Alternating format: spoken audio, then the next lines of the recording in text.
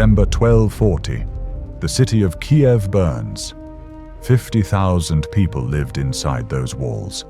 Merchants, monks, mothers, craftsmen who hammered bronze in the early morning cold.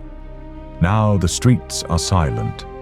Not because the people ran, because almost none of them survived. A Mongol general named Batu Khan stands at the edge of the ruins. His horsemen number in the hundreds of thousands.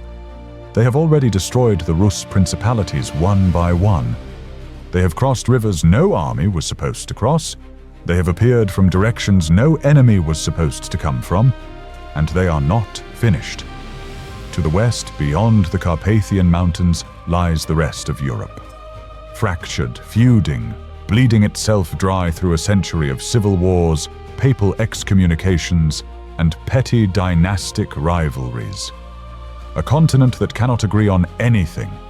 A continent that, by every reasonable measure, is utterly unprepared for what is coming. And here is the paradox that history books barely mention. This very army, the most destructive military force the medieval world had ever seen, is about to do something that centuries of diplomacy, faith, and common sense had completely failed to accomplish. It is about to make enemies cooperate. It is about to make rivals reform. It is about to push a broken continent against its own nature toward something that looks, for the first time, like a shared political identity. This is not a story about how Europe survived the Mongols. This is a story about what the Mongols accidentally built while trying to destroy everything in their path. Stay. Because by the end of this, you will never look at European history the same way again. The year is 1238, 3 years before the storm. A Polish prince named Mieszko III sits in his court and argues with his cousin over the ownership of a single river crossing. This is not unusual. Poland at this moment is not a country. It is a collection of competing duchies, Silesia, Masovia, Greater Poland, Krakow, each ruled by a different branch of the same fractured royal family. They have been fighting each other for 150 years. They share a language, a faith, and an absolute inability to agree on anything else. 2 days' ride to the south in Hungary, King Bela IV is trying to hold together a kingdom that his own nobility is actively trying to dismantle. The Hungarian magnates have seized royal lands. They resist every attempt at centralized authority. Bela cannot travel through half his own country without encountering lords who treat him as an inconvenience rather than a sovereign. And then there is the larger world. The Holy Roman Emperor, Frederick II, and Pope Gregory IX are engaged in one of the most vicious political feuds in medieval history. The Pope has excommunicated the Emperor. The Emperor has responded by seizing papal territories. They are not merely rivals, they are using every weapon available to destroy each other. The papacy has called for a crusade, not against Muslims, against Frederick, against the Holy Roman Emperor himself. Think about what that means. The two most powerful institutional forces in European Christendom are in open war with each other. The political framework that is supposed to bind European kingdoms together is instead tearing them apart from the center. And in the east, something is moving. Reports begin arriving at European courts through 1239 and 1240. Fragments of information. A Kuman Khan named Khotan arrives at Bela's court with 40,000 warriors and a terrifying message. His entire people has been destroyed, scattered, exterminated, by riders from the east who fight like nothing he has ever seen. Bela offers the Cumans sanctuary. His own nobles oppose it immediately. They do not want foreign warriors inside Hungary. They do not trust nomads on their land. Bela insists. The argument tears the court apart. Nobody is watching the Carpathians. Nobody is asking, what exactly destroyed the Cumans? Nobody understands yet that the impossibility of what is coming is not just a military impossibility. It is a political impossibility, because when the storm arrives, Europe will need to do something it has never done. It will need to act like a single organism. And in 1238, that idea is not just unlikely. It is, by any serious measure, completely inconceivable. But the Mongols are already coming. And the moment they cross the mountains, Europe's centuries-old divisions will be put to a test, unlike anything in its history. The first scouts are already in the passes, and nobody in any court in Europe, not in Krakow, not in Buda, not in Rome, are not in the imperial palace of Frederick II, has any idea how fast they move. March 1241. The Mongol army splits into 3 columns. This single tactical decision shatters every assumption European military thinking is built on. One column, under Kardon and Baidar, drives through Poland from the north. A second column crosses the Carpathians through a different pass. A third, and the main force under Batu Khan and his general Subutai, the most brilliant military mind of the 13th century, enters Hungary from the east. The 3 armies move simultaneously, across a front so wide that no single European force can confront them all. They communicate across hundreds of miles through a relay system of riders. They arrive at battles already knowing exactly where the enemy is. Europe has never seen anything like this. European armies move slowly. They depend on supply lines and sieges. They fight in formations built around armored cavalry that charges in straight lines. The Mongols move at twice the speed of any European force, live off the land, and have perfected a tactic that European knights cannot counter: the feigned retreat. On April 9th, 1241, Duke Henry II of Silesia, Henry the Pious, leads a coalition of Polish knights, Teutonic knights, Templars, and German miners at a place called Legnica. He commands roughly 25,000 men. As he has gathered every available warrior from across fragmented Poland, he has done what no Polish prince had done in a century: put aside dynastic rivalry to face a common enemy. He stands at the head of the largest force Poland has assembled in living memory. The Mongols destroy it in a single afternoon. Henry's forces pursue a feigned Mongol retreat. The Polish formation breaks apart. The Mongols turn and encircle the fragmented cavalry. Henry II the Pious is killed on the battlefield. His head is cut from his body and displayed on a lance outside the walls of Legnica as a message to anyone considering resistance. 2 days later, on April 11th, the main Mongol force meets King Bela IV of Hungary at the Sajo River, at a battle historians call Mohi. Subutai has already crossed the river in the night with a flanking force. When the battle begins in the morning, the Mongols attack from both sides simultaneously. The Hungarian army of 60,000 men, the largest in Central Europe, collapses in hours. Bela barely escapes alive, riding west through the smoke of his burning kingdom. In 9 days, the 2 greatest military forces in Central Europe have been annihilated. Now think about what Bela does next. He does not retreat into silence. He does not accept defeat. He writes letters. Desperate, furious, terrified letters to Louis IX of France, to Pope Gregory IX, to Emperor Frederick II. He begs for soldiers. He offers submission. In one extraordinary letter to Frederick, he writes that Hungary will accept imperial sovereignty, will become a vassal of the Holy Roman Empire, in exchange for a single thing: military assistance. Frederick II writes back. He says he cannot help until his quarrel with the Pope is resolved. The Pope, locked in mortal political combat with Frederick, issues calls for crusade defense, but against whom exactly is unclear in the political chaos. And nobody comes. Bela IV stands alone at the edge of the Adriatic Sea, watching his kingdom burn from a distance. And in that moment, in the silence of a total catastrophe that European political architecture was structurally incapable of preventing, something begins to shift. Not dramatically, not immediately.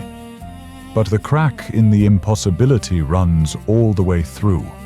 Because the Mongols are now camped on the Danube, their scouts have reached the walls of Vienna, and across the whole of Europe, for the first time in living memory, every king, every pope, every prince is asking the exact same question at the exact same time. What do we do if they don't stop? Spring 1242. The Mongols are at Vienna's gates. They have systematically burned Hungary for 12 months. Archaeologists in the 21st century still uncover mass graves from that winter, villages where the entire population was killed in a single day. Estimates suggest that Hungary loses between 15 and 25% of its total population in 18 months. Some regions simply cease to exist as functioning settlements for decades. Yet something unexpected is happening inside the terror. The Mongols are not unstoppable everywhere. They are moving fast, crushing open armies on flat ground. But they are struggling with something they have not encountered at scale before: stone castles. Our European fortifications, particularly in Austrian territory, are stopping them. Siege warfare takes time. It takes specialized equipment. And the Mongol forces in Europe, formidable as they are, do not have unlimited time. Back in the Mongolian heartland, the great Khan Ögedei has died. The succession is open. Every prince of the blood must return for the Kurultai, the council that chooses the next great Khan. In the spring of 1242, Batu Khan orders the withdrawal. Europe does not know why.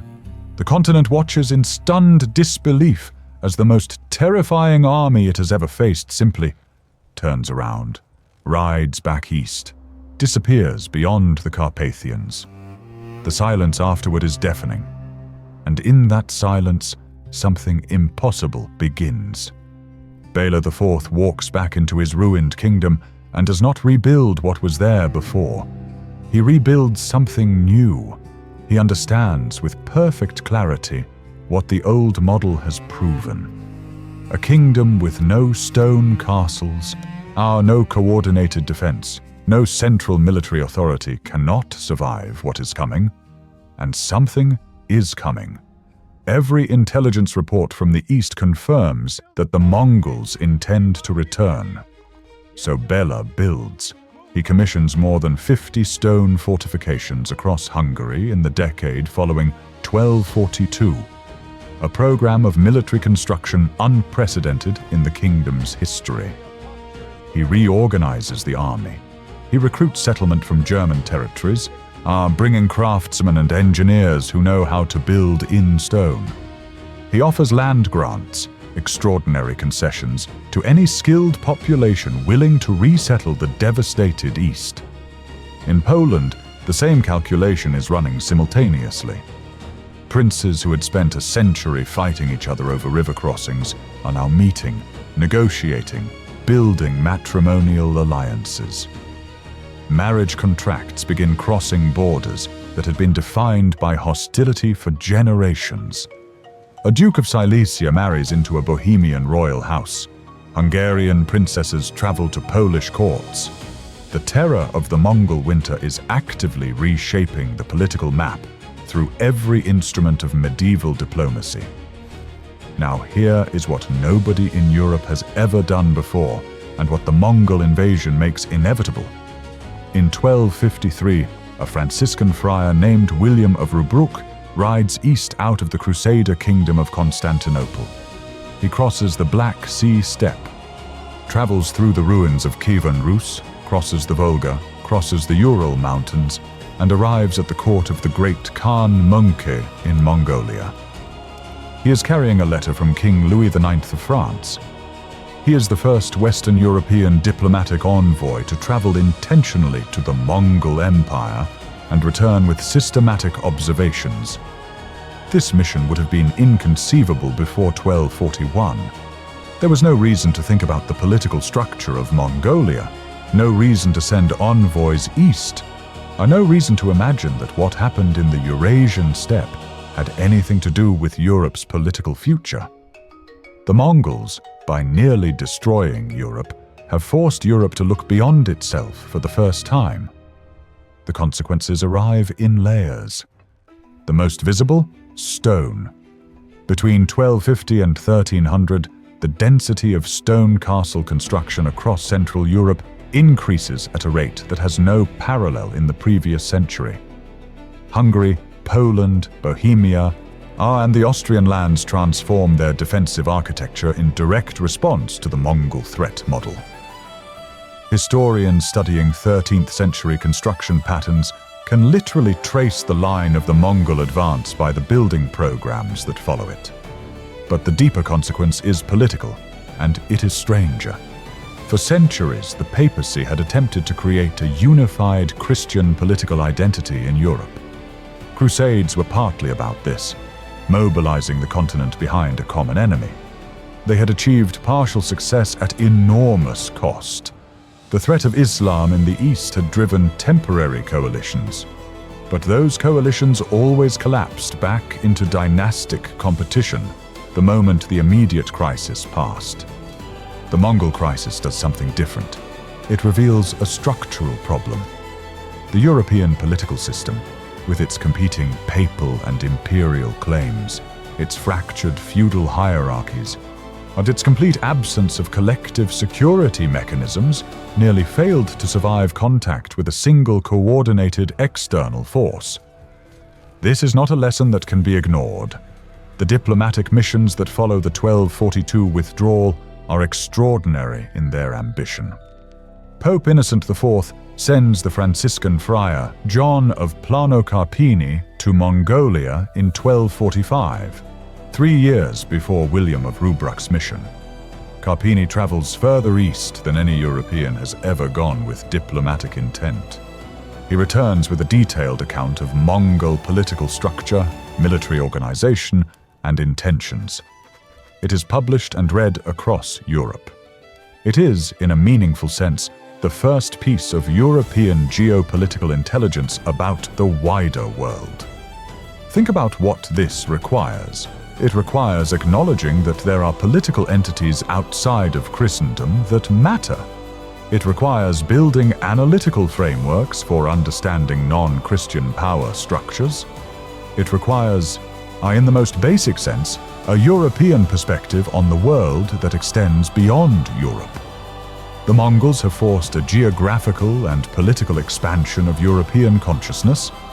And then there is the entirely unexpected consequence, the one that surprises even modern historians when they look closely at the record. Poland and Hungary, the two kingdoms that bore the full weight of the invasion and received no meaningful help from Western Europe, and emerge from the crisis with something that did not exist before: a shared identity. Scholars who study 13th century Central European politics have identified what they call the first articulation of an East Central European regional consciousness, a sense among Polish and Hungarian chroniclers and political thinkers that their kingdoms constitute a distinct zone, different from both the Rus principalities absorbed into the Mongol orbit and the Western kingdoms that had failed to help them. This identity is born directly from shared catastrophe, from the experience of standing alone, from the process of rebuilding together when the fires finally go out. The enemy that almost erased them has drawn the outline of who they are. 800 years later, 2004, Poland and Hungary simultaneously join the European Union. The accession ceremonies are held in spring, when the light across the Central European plains is exactly the color of new wheat. Politicians give speeches about centuries of shared struggle, about the resilience of peoples who survived empires, about finally returning to a European home. None of them mention the Mongols. But consider this: the entire conceptual framework that allows Central European kingdoms to understand themselves as a coherent regional bloc separate from Russia to the east, distinct from the Germanic West, traces its first articulate expression to the aftermath of 1241 and 1242. The political identity that those accession ceremonies were celebrating had its first rough sketch drawn by Batu Khan's horsemen. The pattern runs through the centuries with remarkable consistency. Every time Europe faces an external threat that transcends any single kingdom's capacity to respond, the pressure produces institutional innovation. The Mongol threat produces diplomatic missions, castle-building programs, marriage alliances, and the first attempts at something resembling a regional security architecture. Later centuries will produce their own versions of this forced cooperation. The Ottoman advance into Europe in the 15th and 16th centuries, the revolutionary wars of the 18th century, the catastrophes of the 20th century, each time generating political structures that peacetime negotiation had been unable to achieve. There is a principle operating here that historians have not fully named, but that the record makes undeniable. Voluntary cooperation among competing powers is extraordinarily difficult. Involuntary cooperation, cooperation forced by a threat that no single power can survive alone, produces results that look, in retrospect, like political progress. What Bela IV understood standing in his ruined kingdom in 1242, that the old model of isolated, our feuding principalities was not survivable in a world where coordinated external force could arrive in 3 simultaneous columns, is the same understanding that would eventually produce the idea of Europe as a political entity rather than merely a geographical one. The medieval world had no word for European integration, but it had the experience of being destroyed individually and forced to reconsider what it might survive collectively.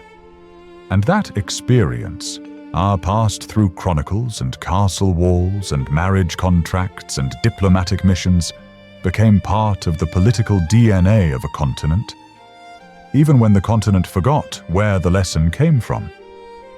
Go back to December 1240, Kiev burning in the cold. That fire looked, to anyone watching, like pure destruction. The end of something. The erasure of 50,000 lives and everything they had built. But destruction and construction, the historical record keeps insisting, are not opposites, or they are the same process viewed from different distances. The Mongol invasion of Europe was not supposed to produce anything except rubble and mass graves and the memory of terror. In the immediate sense, it did exactly that. The suffering was real. The losses were catastrophic and irreversible.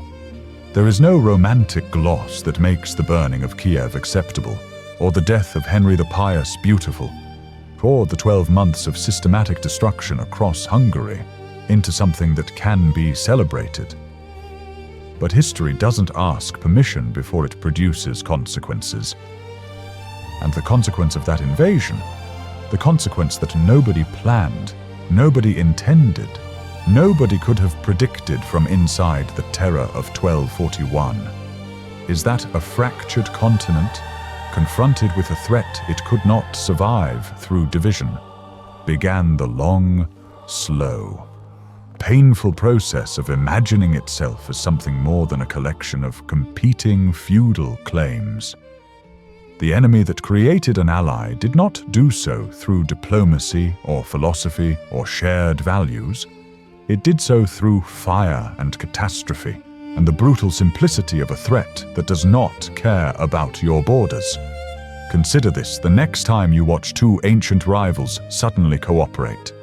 Ask what they both cannot face alone, because in the ruins of what they could not survive separately, you will almost always find the first blueprint of what they will eventually build together. What other catastrophes in history do you think secretly produced the alliances that defined the centuries that followed? Leave your answer below. Because the most interesting historical patterns are always the ones hiding in plain sight.